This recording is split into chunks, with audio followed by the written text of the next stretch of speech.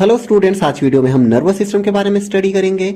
हम जानेंगे nervous system होता क्या है, नर्वस सिस्टम की बेसिक यूनिट जिसे हम न्यूरॉन बोलते हैं, इसके स्ट्रक्चर को हम समझेंगे। हम नर्वस सिस्टम के क्लासिफिकेशन और कौन कौन से ऑर्गन्स नर्वस सिस्टम में होते हैं उनके बारे में जानेंगे। तो चलिए वीडियो को स्टार्ट करते हैं। सबसे पहले बात करते हैं what is nervous system. Nervous system हमारी बॉडी का कंट्रोल सेंटर होता है। हम डेली लाइफ में जो भी एक्टिविटी करते हैं, हम खाना खाते हैं, हम सोते हैं, हम रनिंग करते हैं, हम वॉकिंग करते हैं, हम सोचते हैं, इवन आप ये वीडियो भी देख रहे हैं तो भी आपका नर्वस सिस्टम काम कर रहा है, तभी आप ये वीडियो देख पा रहे हैं, समझ पा रहे हैं। अगर नर्वस सिस्टम ना हो तो ये सब कुछ कर पाना पॉसिबल नहीं है। हमारी बॉडी के दूसरे जितने भी सिस्टम्स होते हैं, जैसे कि डाइजेस्टिव सिस्टम है, रेस्पिरेटरी सिस्टम है, मस्कुलर सिस्टम है, वगैरह वगैरह, जितने भी सिस्टम्स हैं वो नर्वस सिस्टम पर फुल्ली डिपेंडेंट होते हैं। नर्वस सिस्टम एक्चुअली में करता क्या है, हमारे बॉडी के ऑर्गन्स को ऑर्डर देता है कोई काम करने के लिए, और तभी वो काम हम कर पाते हैं। नर्वस सिस्टम की जो फंडामेंटल यूनिट होती है उसे हम न्यूरॉन बोलते हैं। न्यूरॉन क्या है? नर्वस सिस्टम का सेल है। जैसा कि आप जानते हैं हमारी पूरी बॉडी छोटे छोटे सेल्स से मिलकर के बनी हुई है। सेल्स कई टाइप के होते हैं, तो जो नर्वस सिस्टम वाला सेल होता है उसे हम न्यूरॉन बोलते हैं। न्यूरॉन क्या करता है? न्यूरॉन नर्व इंपल्सेस जनरेट करता है। नर्व इंपल्सेस क्या होते हैं? नर्व इंपल्सेस एक्चुअली एक मैसेज होता है जो कि हमारे ब्रेन से हमारे ऑर्गन्स तक जाता है, या हमारे ऑर्गन्स से हमारे ब्रेन तक आता है। नर्व इंपल्सेस कितने टाइप के होते हैं? इलेक्ट्रिकल नर्व इंपल्स और chemical nerve impulse. Electrical nerve impulse वो नर्व इंपल्स होते हैं जो कि न्यूरॉन के अंदर ही ट्रांसफर होते हैं, और केमिकल नर्व इंपल्सेस वो नर्व इंपल्सेस होते हैं जो कि दो न्यूरॉन के बीच ट्रांसमिट होते हैं। अब ये कैसे हो पाता है, इसके लिए हमें न्यूरॉन के स्ट्रक्चर को समझना होगा। ये देख सकते हैं स्क्रीन पर आपको न्यूरॉन का स्ट्रक्चर दिख रहा है। ये न्यूरॉन आपको देखने में बॉडी के दूसरे सेल से थोड़ा सा अलग लग रहा होगा, क्योंकि इसमें ये आपको टेल दिख रही है, जबकि दूसरे बॉडी सेल्स में इस टाइप की कोई टेल नहीं होती है। उनमें सिर्फ ये वाला पार्ट होता है जो कि मैंने अभी हाईलाइट किया है। तो न्यूरॉन में क्या क्या होते हैं यहाँ पर मैंने लेबलिंग कर रखी है, आप इन नामों को ध्यान रखें। जैसे कि जो न्यूरॉन की मेन सेल बॉडी होती है, इसके अंदर न्यूक्लियस होता है। इसके अलावा इसमें डेंड्राइट्स भी होते हैं जो कि दूसरे सेल्स में नहीं होते, और इनके अलावा इसमें एक एक्सॉन जो कि एक टेल लाइक स्ट्रक्चर होता है वो होता है। एक्सॉन के ऊपर यहाँ पर माइलिन शीथ होती है।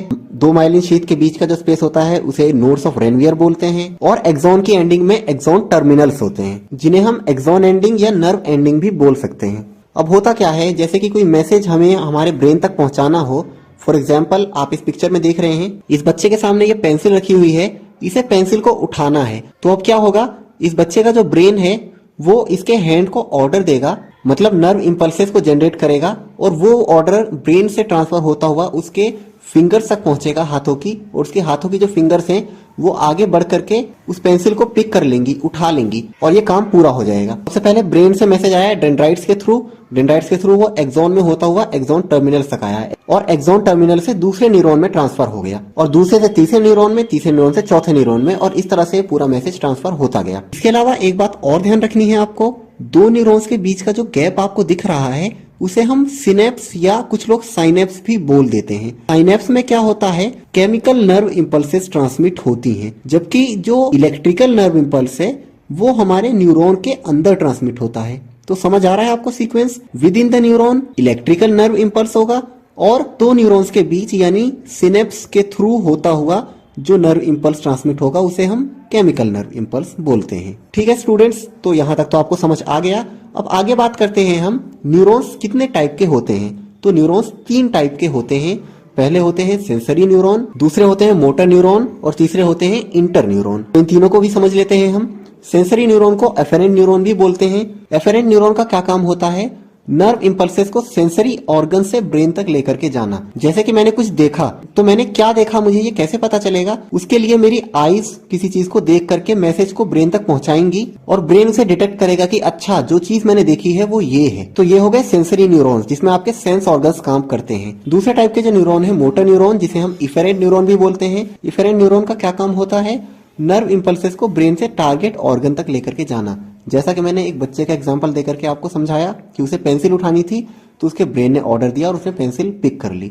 तो वो मैसेज कैसे ट्रांसमिट हुआ, मोटर न्यूरॉन के थ्रू ट्रांसमिट हुआ। तीसरे टाइप के जो न्यूरॉन होते हैं वो इंटर न्यूरॉन होते हैं, जिन्हें हम रिले न्यूरॉन्स भी बोलते हैं। रिले न्यूरॉन में दोनों टाइप के फीचर्स होते हैं, सेंसरी न्यूरॉन के भी और मोटर न्यूरॉन के भी। ये एक ही समय में दोनों टाइप के नर्व इंपल्सेस को ट्रांसमिट कर सकते हैं। तो स्टूडेंट्स, मुझे उम्मीद है यहाँ तक आपको सभी चीजें अच्छी से समझ आ रही होंगी। अब हम आगे बढ़ते हैं और बात करते हैं नर्वस सिस्टम के क्लासिफिकेशन की, मतलब नर्वस सिस्टम को कितने पार्ट में डिवाइड किया गया है। नर्वस सिस्टम को दो पार्ट में डिवाइड किया गया है।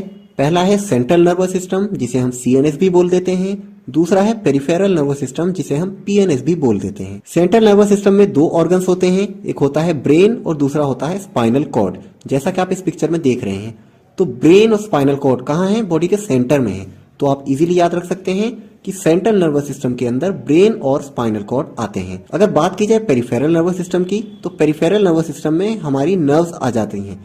मतलब जो पार्ट ब्रेन और स्पाइनल कॉर्ड में नहीं होता है वो पेरिफेरल नर्वस सिस्टम का ही पार्ट होता है। और पेरिफेरल नर्वस सिस्टम को भी दो पार्ट में डिवाइड किया गया है, ऑटोनोमिक नर्वस सिस्टम और somatic nervous system. Autonomic nervous system क्या करता है?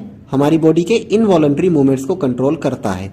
जैसे कि हमारे विसरल ऑर्गन्स जो होते हैं, हमारी बॉडी के इंटरनल ऑर्गन्स, जैसे कि हमारी लंग, जैसे कि हमारी किडनी, हमारा स्टमक वगैरह वगैरह, इन सबको कौन कंट्रोल करता है? ऑटोनोमिक नर्वस सिस्टम कंट्रोल करता है। आपको नाम से ही पता चल रहा होगा, ऑटोनोमिक मतलब काम ऑटोमेटिक हो रहा है। आपका डाइजेशन का प्रोसेस ऑटोमेटिक चलता है, आपको तो नहीं कराना पड़ता। आपने फूड का इंटेक किया और डाइजेशन का प्रोसेस अपने आप बॉडी के अंदर होने लगता है। तो यह है autonomic nervous system.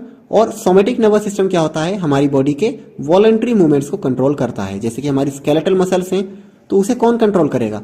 Somatic nervous system control करेगा। मतलब मुझे कोई चीज एक जगह से उठा करके दूसरी जगह ले जानी है तो सोमेटिक नर्वस सिस्टम यहाँ पर काम करेगा। जैसे कि मैंने बच्चे के एग्जांपल से आपको समझाया था कि उसे पेंसिल पिक करनी थी, तो पेंसिल को पिक करने के लिए उसके सोमेटिक नर्वस सिस्टम ने काम किया कि इस पेंसिल को उठा करके इधर लाओ। वहां पर उसकी मसल्स ने काम किया जो कि वॉलंटरी हैं। मतलब जब हम चाहें जब ही वो एक्टिविटी कर सकती है, जब हम ना चाहें जब वो नहीं कर सकती। अब अगर ऑटोनोमिक नर्वस सिस्टम में हम थोड़ा सा और आगे बढ़ेंगे तो ऑटोनोमिक नर्वस सिस्टम को फर्दर सब डिवाइड किया गया है दो पार्ट्स में। पहला है सिंपैथेटिक नर्वस सिस्टम और दूसरा है parasympathetic nervous system. Sympathetic nervous system क्या होता है?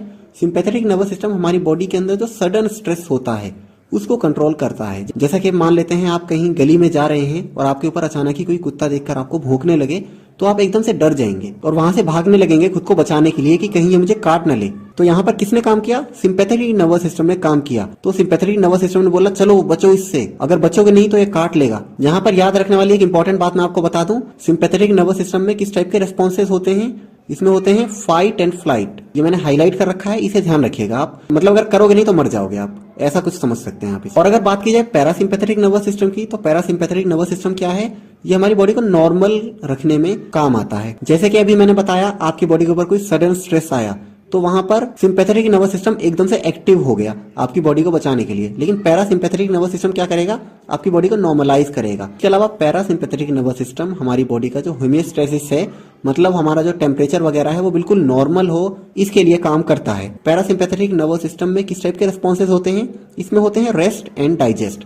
ये आप ध्यान रखिएगा, ये भी मैंने हाईलाइट कर दिया है। तो स्टूडेंट्स, नर्वस सिस्टम के क्लासिफिकेशन के बारे में आपको बहुत अच्छे से समझ आ गया होगा। अब लास्ट में मैं नर्वस सिस्टम के ऑर्गन्स के बारे में भी आपको एक बार बता देता हूँ। नर्वस सिस्टम में तीन टाइप के ऑर्गन्स होते हैं, एक होता है ब्रेन, दूसरा होता है स्पाइनल कॉर्ड और तीसरी होती है नर्व्स। अब ब्रेन और स्पाइनल कॉर्ड किसके पार्ट होते हैं मैंने पहले ही आपको बता दिया है क्लासिफिकेशन के अंदर। ये होते हैं सेंट्रल नर्वस सिस्टम के पार्ट, जो कि सेंटर में आपको खुद भी दिख रहे हैं इस पिक्चर के अंदर।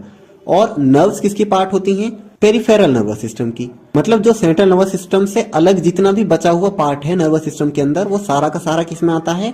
पेरिफेरल नर्वस सिस्टम के अंदर आता है। तो ये तीनों ऑर्गन हैं जो कि हमारे नर्वस सिस्टम के अंदर होते हैं। इन तीनों ऑर्गन्स के बारे में हम इस वीडियो के नेक्स्ट पार्ट में डिटेल में पढ़ेंगे। वो वीडियो भी आप जरूर देखिएगा ताकि नर्वस सिस्टम आपको कंप्लीटली समझ में आ जाए। ये वीडियो आपको कैसी लगी कमेंट्स में लिखकर जरूर बताएं। मिलते हैं इसी तरह की किसी नई वीडियो में।